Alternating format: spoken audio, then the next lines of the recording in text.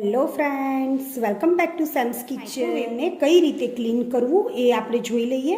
આપણે રૂટીનમાં માઇક્રોવેવ તો યુઝ કરતા જ હોઈએ છીએ અને તમે બધા એને સાફ પણ કરતા જ હશો, પણ આજે આપણે એને પ્રોપર રીતે અને એકદમ જ સરસ ક્લીન થઈ જાય એવી રીતે આપણે એને સાફ કરી લઈએ. અહીંયા મારા પાસે LGનું ઓટો કુક માઇક્રોવેવ આવે છે, એ છે. હવે એને આપણે અંદર જોઈ લઈએ કે સામે નવ એરિયા જે છે ત્યાં છાંટા છાંટા પડ્યા છે. એ હું તમને અંદરથી બતાવું. આપણે થોડું પણ કુકિંગ જો વધારે કરીએ તો આવી રીતે છાંટા અહીં આગળ તમે સાઈડમાં પણ જોઈ શકો છો કે એકદમ જિદ્દી ડાઘ અને જોડે જોડે ચિકાસ પણ થઈ ગઈ છે. આપણે થોડું કંઈક કૂક કરીએ કે ઓઇલવાળું કૂક કરીએ તો એના છાંટા બધા અંદર જ રહી જતા હોય છે અને આને આપણે ક્લીન કરવું પણ એટલું જ જરૂરી છે અને આપણું જે કુકિંગ છે એ પણ ફટાફટ થાય છે. અહીં આગળ પણ તમે નીચે પણ જોઈ શકો છો કે એકદમ જ જિદ્દી ડાઘ પડી ગયા છે. હવે આના માટે આપણે એક સોલ્યુશન રેડી કરી લઈએ. એક મોટા બાઉલમાં અડધું પાણી ભરી લીધું છે અને અહીં આગળ આપણે લીંબુ અંદર એડ કરવાના છે.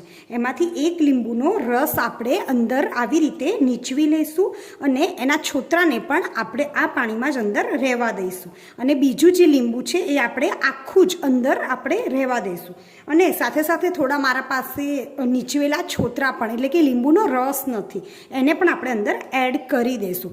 જો તમારા પાસે લીંબુ ન હોય અને ખાલી છોતરા હોય તો આની અંદર તમે 1 થી 2 ટેબલસ્પૂન વિનેગર પણ એડ કરી શકો છો. તો લીંબુની બદલે ખાલી લીંબુના છોતરા અને વિનેગર એડ કરી દેશો તો પણ આ સોલ્યુશન રેડી થઈ જશે. હવે આને આપણે માઇક્રોવેવમાં લઈ લઈએ. હવે જે સોલ્યુશન રેડી કર્યું છે એને આપણે અંદર રાખી દઈએ અને અહીંયા આપણે કોઈ પણ ડિટર્જન્ટ પાવડર કે ડિશવોશ જેલ બિલકુલ જ યુઝ નથી કરવાનો અત્યારે આ પાણીમાં, કેમ કે આ પાણીમાં આપણી સ્ટીમ થશે. હવે આપણે માઇક્રોવેવને બંધ કરી લઈએ. અહીંયા આપણે જે સોલ્યુશન રેડી કર્યું છે એને આપણે વચ્ચોવચ્ચ અંદર ટ્રેમાં રાખી લઈએ અને આને આપણે બંધ કરી લઈએ અને સ્વિચ ચાલુ કરી માઇક્રોવેવને આપણે માઇક્રો મોડમાં હાઈ પાવર પર રાખી અને આને 5 મિનિટ માટે માઇક્રો કરી લઈએ. અહીં આગળ આપણે 5 મિનિટ માઇક્રોવેવને ચલાવી લીધું છે અને સ્વિચ બંધ કરી દઈએ માઇક્રોવેવની. માઇક્રોવેવને સાફ કરતાં પહેલાં જે પ્લગ હોય છે અને સ્વિચ બોર્ડમાંથી કાઢી લઈશું. હવે આપણે માઇક્રોવેવને ખોલીશું તો તમે જોઈ શકો છો કે અંદર એકદમ સ્ટીમ થઈ ગઈ છે અને અહીંયા કાચ ઉપર અને અંદર પણ એકદમ સ્ટીમ થઈ ગઈ છે. સ્ટીમ જે થઈ છે આના અંદર એનાથી આપણું એકદમ ઇઝીલી માઇક્રોવેવ જે છે ક્લીન થઈ જશે. આ પણ બહુ જ ગરમ હશે એટલે બહુ ધ્યાન રાખીને આપણે કાઢી લઈએ. અને સાથે જે આ રેક છે, જે પ્લેટ છે કાચની એના પર આપણે રાખીએ છીએ એ પણ ખૂબ જ ગરમ હશે. એને પણ આપણે આવી રીતે કાઢી અને ધોઈ લઈએ બહાર. જે નીચે રિંગ છે એને પણ આપણે કાઢી લઈએ. અહીંયા મેં આવી રીતે માઇક્રોફાઈબર જે આવે છે, આપણે કોઈ પણ કોટનનું કપડું પણ લઈ શકીએ છીએ. એને આપણે જે લીંબુવાળું પાણી હતું એકદમ ગરમ છે એમાં આપણે નીચવી લીધું છે અને હવે આને આપણે અહીંયા સાઈડમાં સામે બધે જ એકદમ સરસથી પહેલાં પલાળી દઈશું. આ બધું જ થોડું ભીનું તો ઓલરેડી અંદરથી છે જ. જો આપણું માઇક્રોવેવ બહુ વધારે ચીકણું હોય તો આ ટાઈપનું એટલે કે કોઈ પણ લીસોટા ના પડે એ ટાઈપનું જે સ્પોન્જ આવે છે એની અંદર આપણે થોડું ડિશવોશ જેલ લઈ લઈએ.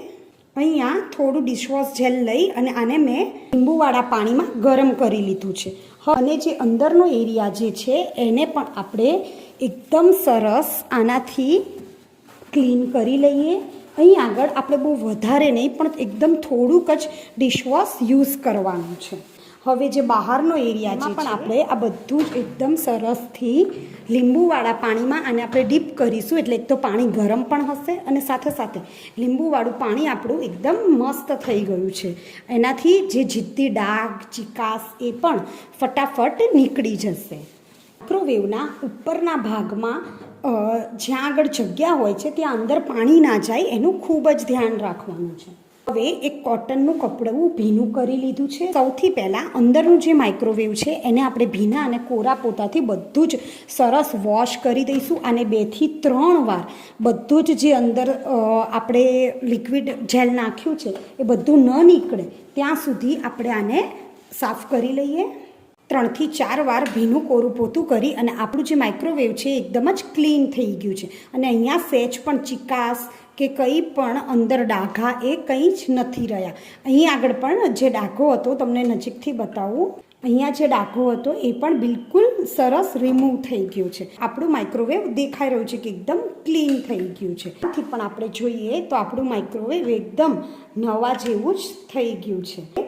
અંદર આપણે રિંગને લૂસી અને વ્યવસ્થિત મૂકી લઈએ અને જે કાચની પ્લેટ છે એ થોડીક વાર કોરી થાય પછી આના પર આપણે સેટ કરી દઈએ. આવી રીતે જો તમારા માઇક્રોવેવને તમે મહિનામાં એકાદ વાર ક્લીન કરી દેશો તો માઇક્રોવેવને કંઈ જ નહીં થાય અને એ વર્ષોના વર્ષ આવું ને આવું જ તમને નવા જેવું જ મળશે. તો છે ને એકદમ જ ઇઝી અને ક્વિક 10 જ મિનિટમાં આપણું માઇક્રોવેવ એકદમ નવા જેવું રેડી થઈ જશે. જો તમારે માઇક્રોવેવ વિશે બીજી કંઈ પણ ઇન્ફોર્મેશન જોઈતી હોય તો કોમેન્ટ બોક્સમાં જરૂરથી જણાવજો. ત્યાં સુધી બાય બાય.